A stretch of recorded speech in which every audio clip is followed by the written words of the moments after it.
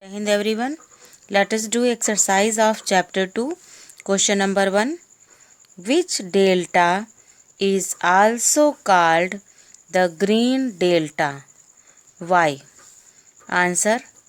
Ganga Brahmaputra delta is also called the green delta because it is one of the most fertile region in the country.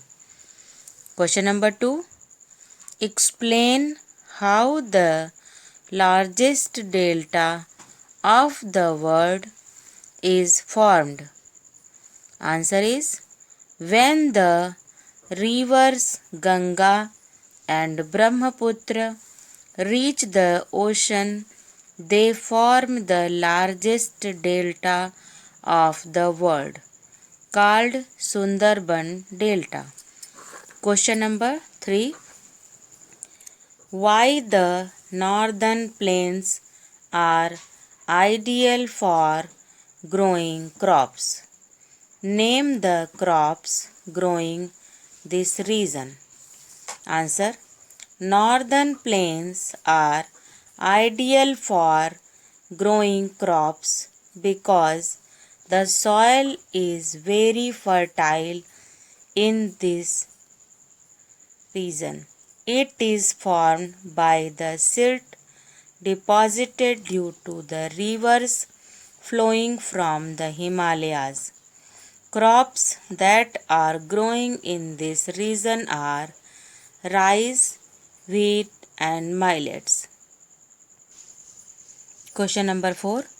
Explain in brief the course of river Indus and how its basin is important to us. Answer. The river Indus originates from Trans-Himalayas and flows through the Ladakh region of Jammu and Kashmir and then covers the entire length of Pakistan and then merge into Arabian Sea. The Indus is the most important supplier of water resources to the Punjab and Sindh plains, and it helps in agriculture and food production. Let us revise our question answer. Question number 1. Which delta is also called the green delta? Why? Answer. Ganga Brahmaputra delta is also called the green delta because it is one of the most fertile region in the country. Question number 2. Explain how the largest delta of the world is formed. Answer. When the rivers Ganga and Brahmaputra reach the ocean, they form the largest delta of the world called Sundarban Delta. Question number 3. Why the northern plains are ideal for growing crops? Name the crops growing in this region. Answer.